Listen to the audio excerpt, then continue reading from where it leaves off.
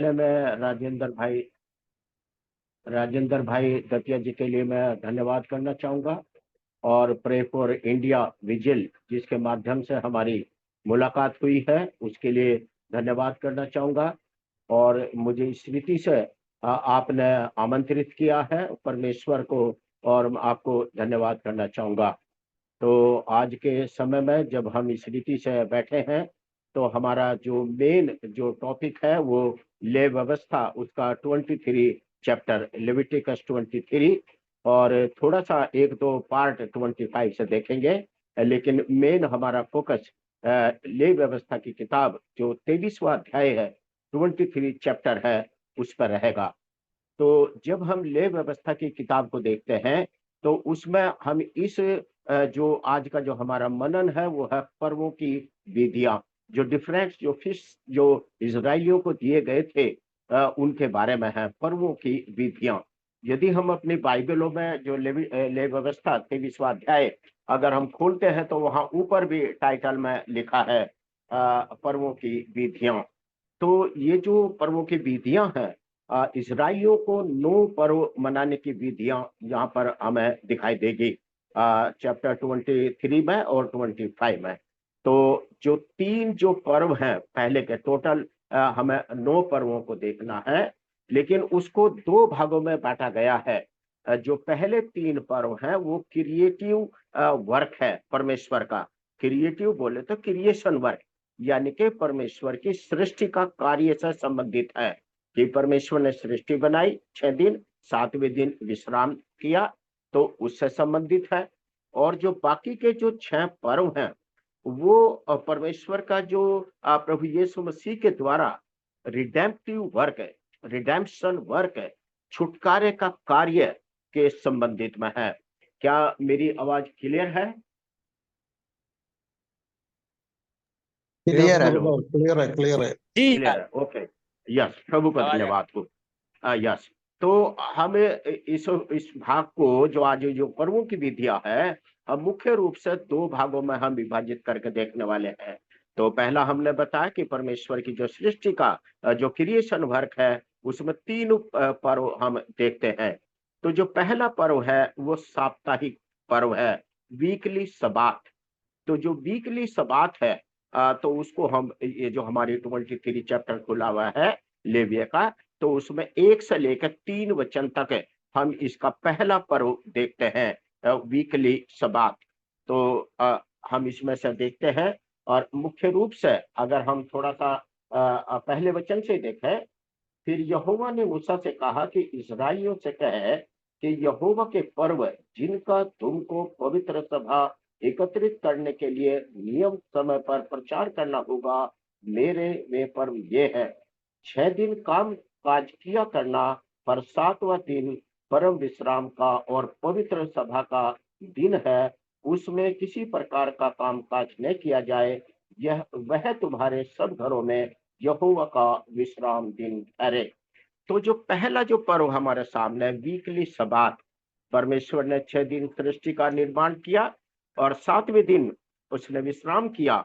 इसलिए इसको सृष्टि से संबंधित, परमेश्वर की सृष्टि की रचना से संबंधित हम देखते हैं। तो पहला पर्व हमारा वीकली सबात हुआ। तो दूसरा जो पर्व है वो 7th ईयर सबात है, 7वें साल का विश्राम दिन। तो जो 7वें साल का है वो 25 चैप्टर में हमें मिलेगा। ले व्यवस्था किताब उसका 25वां अध्याय है और उसका 3 और 4 वचन में हमें वहां पर मिलेगा। ले व्यवस्था किताब 25 चैप्टर और उसका 3 और 4 में श्रुति से पढ़ता हूँ। 6-3 वचन। 6 वर्ष तो अपना काम अपना खेत बोया करना, और वह वर्ष अपनी अपनी ताक की बारी छांट छांट कर देश की उपज इकट्ठी किया करना। परंतु 4 वचन, परंतु 7वें वर्ष भूमि को यहोवा के लिए परम विश्राम काल मिला करे।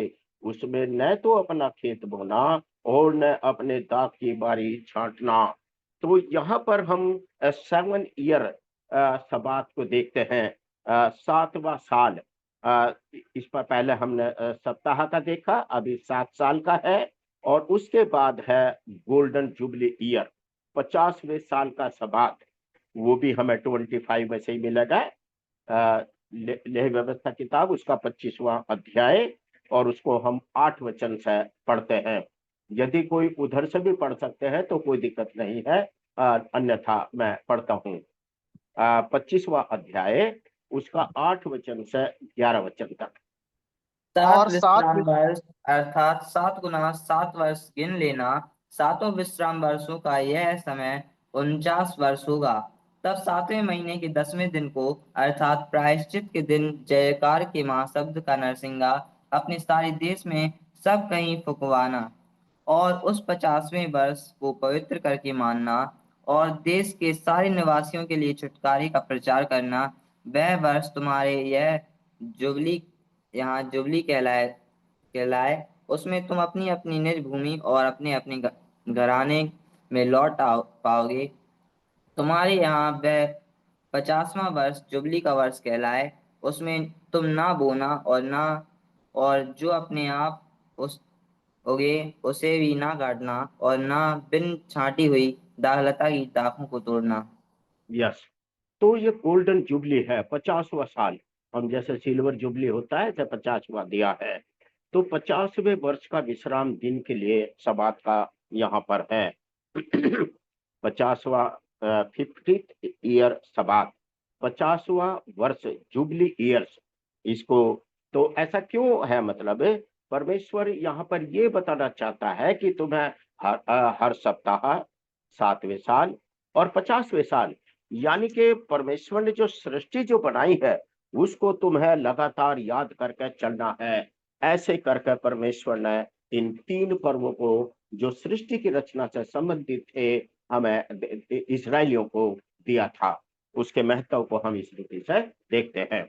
लेकिन अब जो इसका दूसरा पार्ट है वो है redemptive theory, redemptive work, redemption work, छुटकारे का कार्य, सैल्वेशन थ्योरी, परमेश्वर के उद्धार का जो भविष्यवाणी इसके अंदर हम देखेंगे कि किस तरीके से परमेश्वर ने ले व्यवस्था उसके 23वें अध्याय में उन वचनों को परमेश्वर ने एक भविष्यवाणी के तौर पर जो एक पूरक के तौर पर यहाँ पर हमें दी है, ऐसा हम यहाँ पे समझेंगे।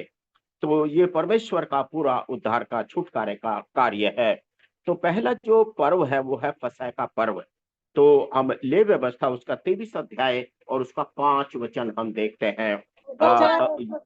फसह का पर्व, 5 वचन।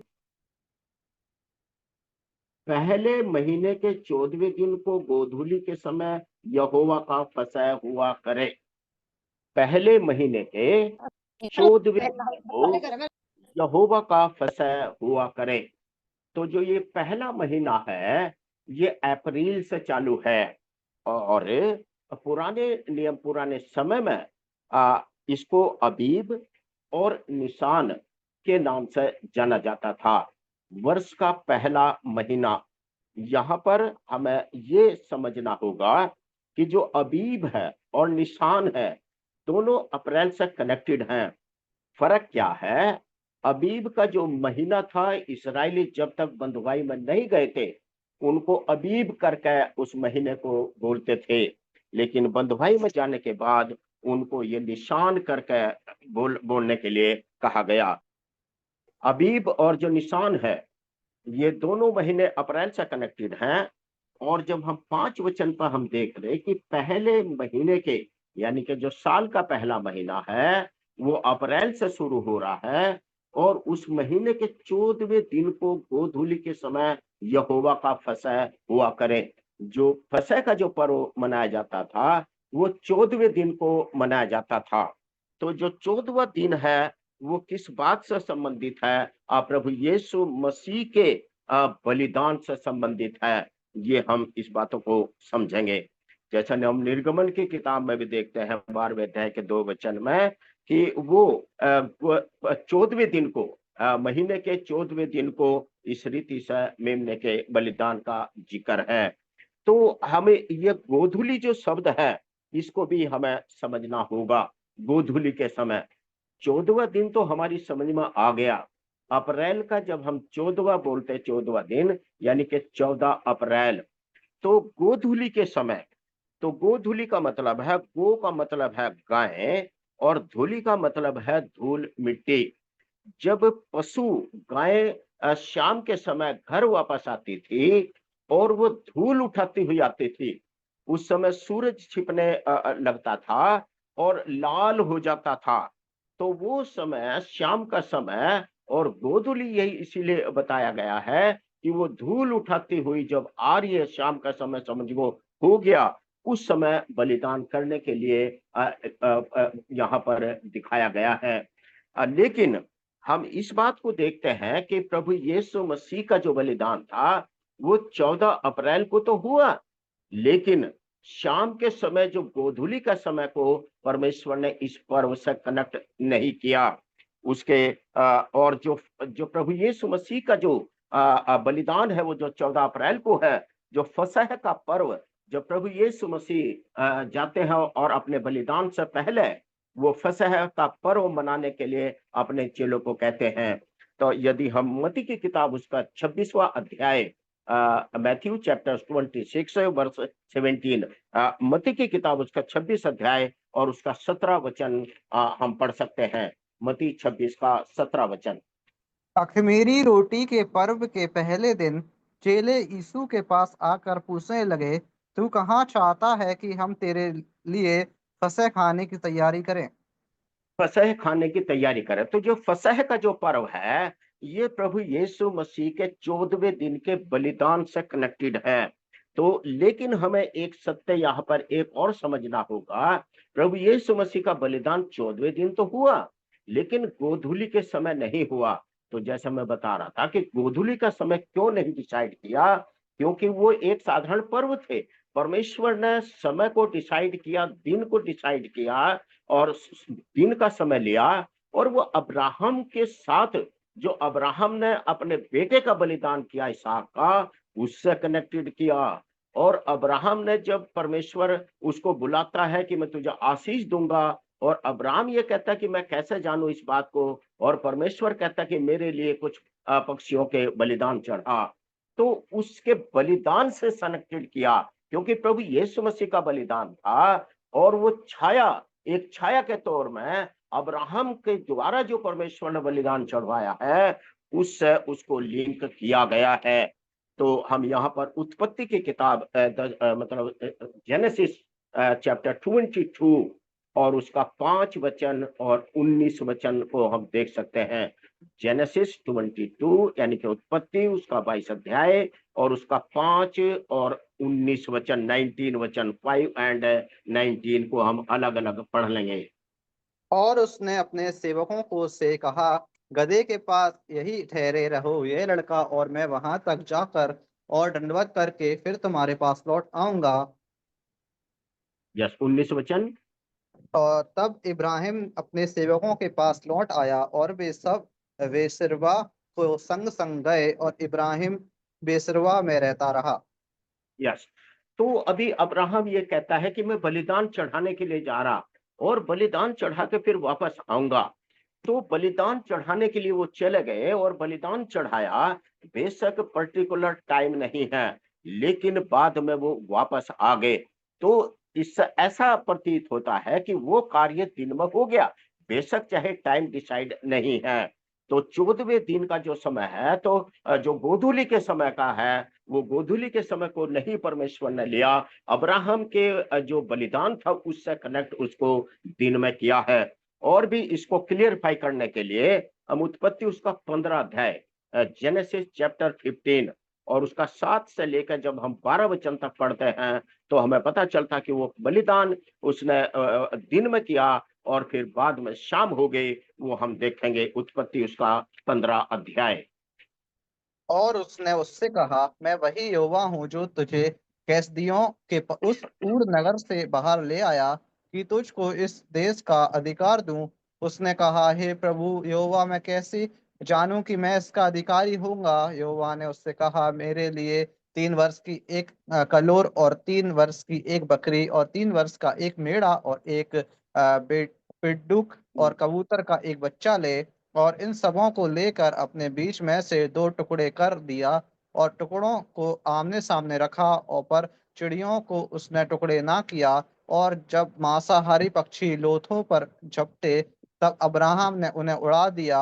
अब जब सूर्य अस्त होने लगा तब अब्राहम को भारी नींद आई और देखो अत्यंत भय और अंधकार से उसे छा गया। यस। तो जो बलिदान था, जो पक्षियों के बलिदान करना था, वो बलिदान उसने किया। बेशक उससे मिस्टेक हो गई, उसने गलती किया। उसने जो पक्षी उसको स्वीकार करने के लिए आए, ग्रहण करने के लिए आए, उसने उड़ा दिया। फिर हम 12 वचन में देखते हैं, जब सूर्य अस्त होने लगा, ये एक पीरियड है। उसके बाद में जब शाम होने लगी, तो इससे ऐसा कनेक्ट किया जाता है कि वो बलिदान का कार्य अब्राहम ने दिन में किया था। तो परमेश्वर ने अब्राहम को जो बलिदान चढ़ाने का कार्य था, अपने बेटे का बलिदान या इस प्रकार से पक्षियों के बलिदान को जो उसने कहा था, वो कार्य दिन में हुआ है। तो हम यहाँ पर जो प्रभु यीशु मसीह का जो बलिदान है, जो फसह का पर्व है, the feast, pass over feast, फसह का पर्व, प्रभु यीशु मसीह के बलिदान से संबंधित मैं इसको एक भविष्यवाणी के तौर पर कि आने वाले समय में इस प्रकार से प्रभु यीशु मसीह का बलिदान 14 तारीख को होगा।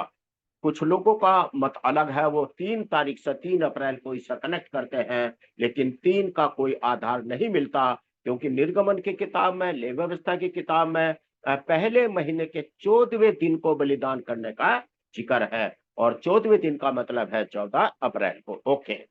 अब दूसरा पर्व है पहली उपज के पूले का पर्व, फर्स्ट फ्रूट्स फीस्ट, पहली उपज का पूला, उसका पर्व। तो यहाँ पर प्रभु यीशु मसीह के जी उठने का पर्व है। तो हम 23 चैप्टर में जाएंगे, अपने वही ले व्यवस्था में ही, ले व्यवस्था उसका 23वां अध्याय है। और हम यहाँ पर देखते हैं 10 से लेकर 14 वचन तक हम इसको देख सकते हैं। ले व्यवस्था किताब उसका 23वां 23 चैप्टर और उसका 10 से लेकर 14 तक। लेकिन अगर हम अपना समय बचाना चाहते हैं तो 11 वचन हम पढ़ सकते हैं। 11 वचन। और वह उस मूले को यहोवा के सामने हिलाए कि वह तुम्हारे निमित्त ग्रहण किया जाए, वह उसे विश्राम दिन के दूसरे दिन हिलाए। विश्राम दिन के दूसरे दिन, यानी कि जो विश्राम दिन है वो शनिवार का है, और जो दूसरा दिन है वो संडे का है। तो हमारा प्रभु यीशु मसीह इतवार के दिन क्या हो गया, जी उठा। तो उसके जी उठने का, पुनरुत्थान का ये प्रतीक करके ये त्योहार हमें यहाँ पर देखने को मिलता है। विश्राम दिन से दूसरे दिन हिलाना, लहराना, संडे को जिस प्रकार प्रभु यीशु मसीह ने जॉन चैप्टर 12 वर्स 24, यानी कि यूहन्ना उसका 12 अध्याय उसके 24 वचन में लिखा है कि गेहूं का दाना पहले मरना है, फिर वो जब वो मर जाएगा तो फिर वो फसल लाएगा। प्रभु यीशु मसीह का बलिदान और फिर जी उठने के द्वारा आज करोड़ों करोड़ों लोग परमेश्वर के जी उठने के द्वारा ही तो सारा कुछ ये कार्य उद्धार का मार्ग खुला हुआ है। और इसी प्रकार से हम पहला कुरिन्थियों 15 अध्याय उसके 23वें वचन में 23 में देखते हैं कि जो पहला फल है जी उठने का, हमारा प्रभु यीशु मसीह है।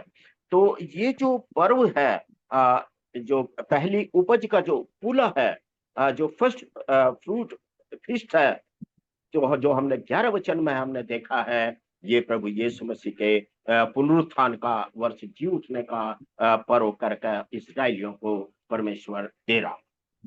अब इसमें से चूंकि मैंने पहले बताया था कि जो 3 पर्व हैं वो सृष्टि की रचना से संबंधित थे, और ये जो 6 पर्व हैं ये परमेश्वर के पूरे छुटकारे का चक्र हम यहाँ पर देख रहे हैं। तो हमने 2 पर्व देख लिए, उस 6 में से 2 हम देख चुके, अब हम तीसरा उसको देखने के लिए जा रहे हैं।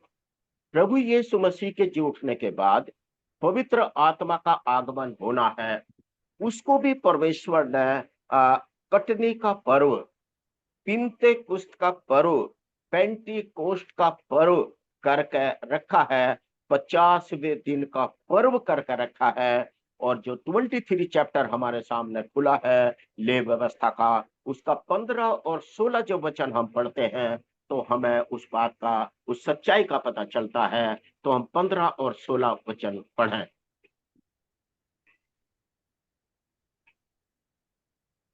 फिर उस विश्राम दिन के दूसरे दिन से, अर्थात जिस दिन तुम हिलाई जाने वाली भेंट के पूले को लाओगे, उस दिन से पूरे 7 विश्राम दिन गिन लेना। पूरे 7 विश्राम दिन, सती सती 49, 7 का पहाड़ा 7/7 49, और 16 वचन में लिखा है 7वें विश्राम दिन के दूसरे दिन तक 50 गिनना। अर्थात 50वां दिन जो गिनोगे तुम अगला, तो यहोवा के लिए नया अन्न बलि चढ़ाना। तो ये जो 50वें दिन का जो पर्व करके जो कटनी का पर्व यहाँ पर जो दर्शाया गया है, वो प्रतीक है परमेश्वर के पवित्र आत्मा के आगमन से संबंधित। ये हम प्रभु के वचनों में हम देखते हैं। प्रेरितों के काम हम दूसरे अध्याय में, पवित्र आत्मा का जब आगमन है, पिन्तेकुस्त का पर्व वहां पर था, और परमेश्वर का आत्मा 50वें दिन वहां पर आते हुए हमें दिखाई देता है। तो इस प्रकार से ये हमारा तीसरा पर्व हुआ, जो परमेश्वर के छुटकारे से जो उसकी जो परमेश्वर की योजना है उससे संबंधित यहाँ पर है। अगला जो पर्व है वो है तुरही नरसिंगे का पर्व, यानी कि रैप्चर, प्रभु यीशु मसीह का आगमन, रैप्चर, कलीसिया को उठाया जाना, तुरही को फूकना, तुरही नरसिंह का पर्व, ट्रम्पेट्स फीस्ट। और ले व्यवस्था उसका जो 23वां अध्याय है, उसमें 24वां वचन 24 वर्ष को हम देखते हैं।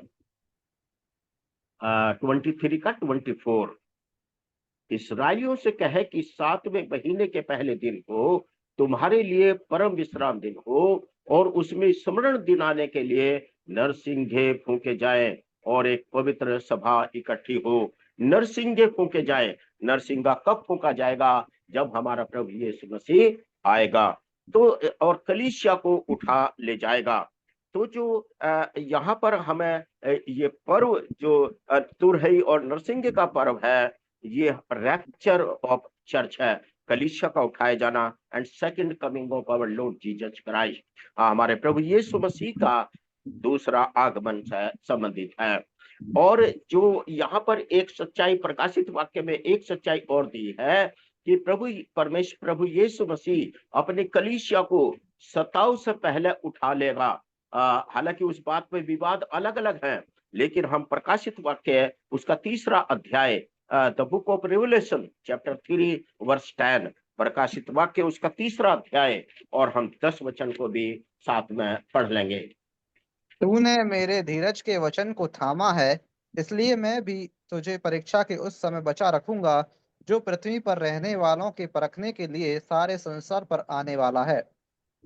जो 27 सारे संसार पर आने वाला है, मैं तुझे बचा लूंगा, मैं तुझे उठा लूंगा। तो जो कलीसिया का जो फर्स्ट रैप्चर है उसका झलक हमें यहाँ पर दिखता है। लेकिन जैसे मैंने पहले बताया, तो रैप्चर जो कलीसिया का जो रैप्चर है, उठाया जाना, उसको अलग अलग प्रकार से लोगों का विवाद है।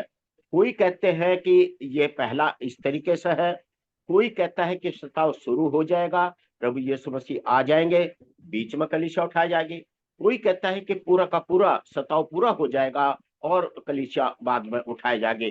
तो ये डिफरेंट मत हैं, लेकिन इस तरीके से हम यहाँ पर देख सकते हैं कि प्रकाशित वाक्य 3रा अध्याय और 10 वचन में हम इस बात को देखते हैं कि सताव से पहले कुछ जो परमेश्वर के पवित्र कलीसिया है वो उठा ली जाएगी।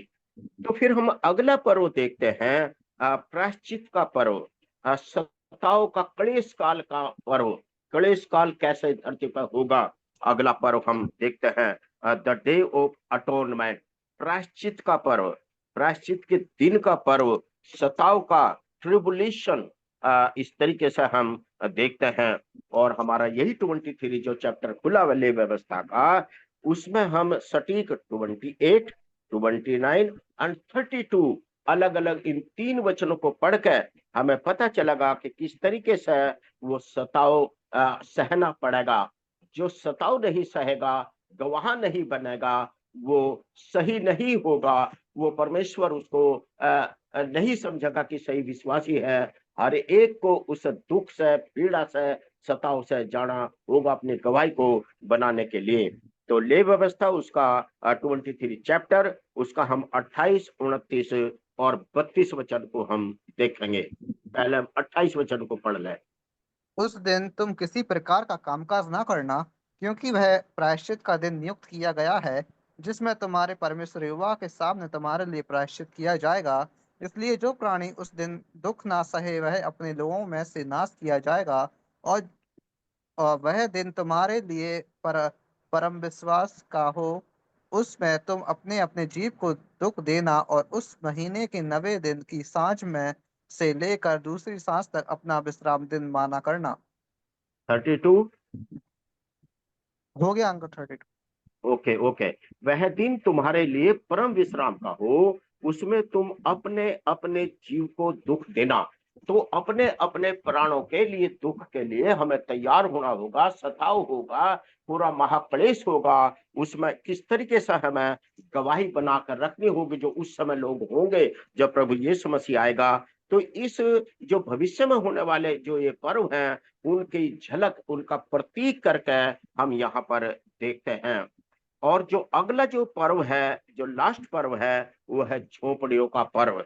उसको द फीस्ट ऑफ टैबरनेकल, तंबू का पर्व, और 1000 वर्ष से कनेक्टेड करके उसको प्रतीक करके रखा गया है। ये झोपड़ियों का पर्व है, तंबू का पर्व है, मिलाप वाले तंबू का पर्व है। तो इसके पहले बैकग्राउंड को हम ऐसे समझते हैं कि जब इजरायली लोग 40 साल तक जंगल की यात्रा में रहे, बीच बीच में वो अपना तंबू बनाते थे थोड़े समय के लिए, और परमेश्वर उनके पास आता था। उनको बहुत सारे क्लेशों से गुजरना पड़ा, बहुत सारी समस्या, पानी की अलग अलग प्रकार की, वो उन्होंने सहन किया। और बीच बीच में परमेश्वर की उपस्थिति उस तंबू में होती थी।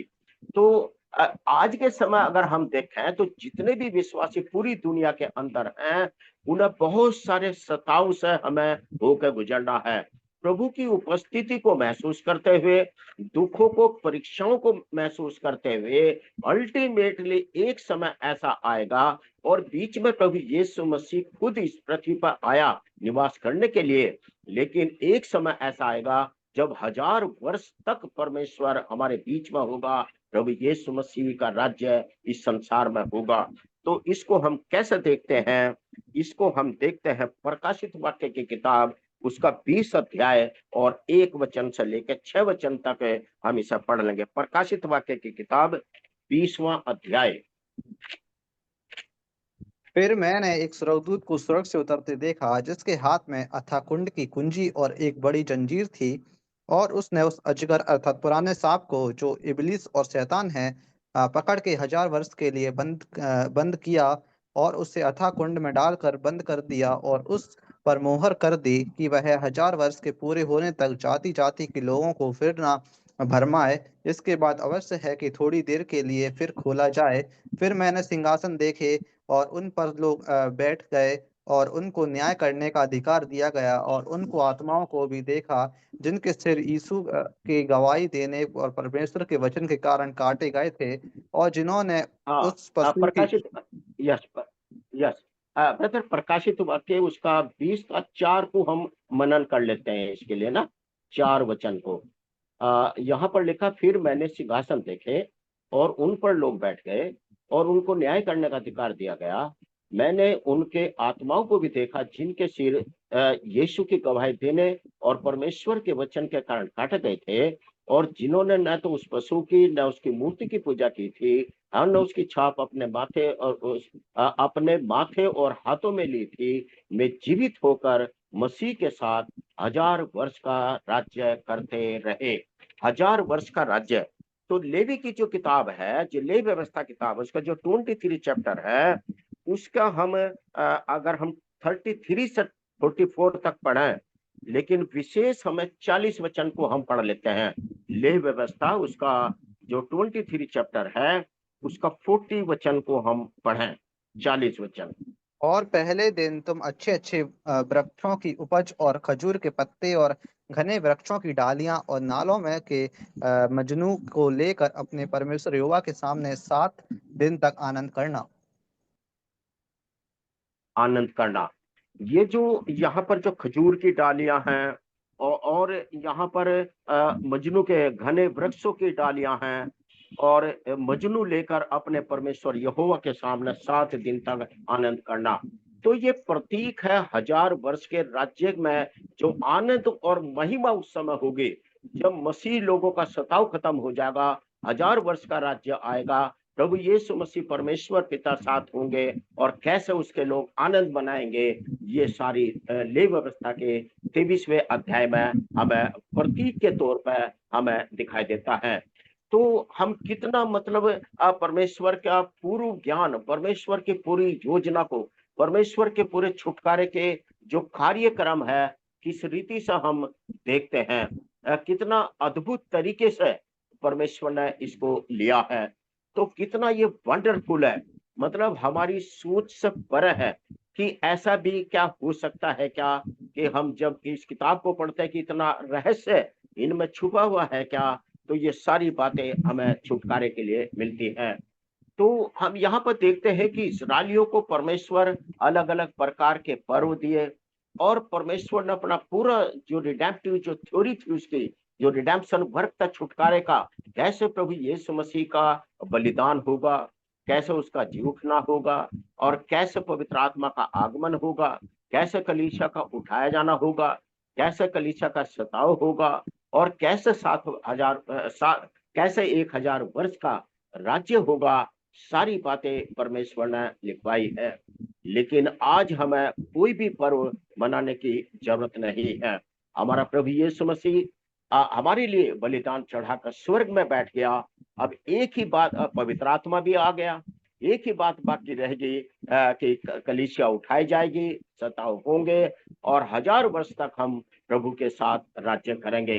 तो एक राज्य हमारे हृदय में उस परमेश्वर ने रख दिया, एक राज्य जो उसके कलीसिया के द्वारा परमेश्वर ने स्थापित किया है और एक राज्य जो परमेश्वर प्रभु यीशु मसीह हमारे साथ वास्तव में होंगे उस दिन। तो वो वास्तव में वो दिन हमारे लिए बहुत ही आशीष का कारण होगा, छुटकारे का कारण होगा।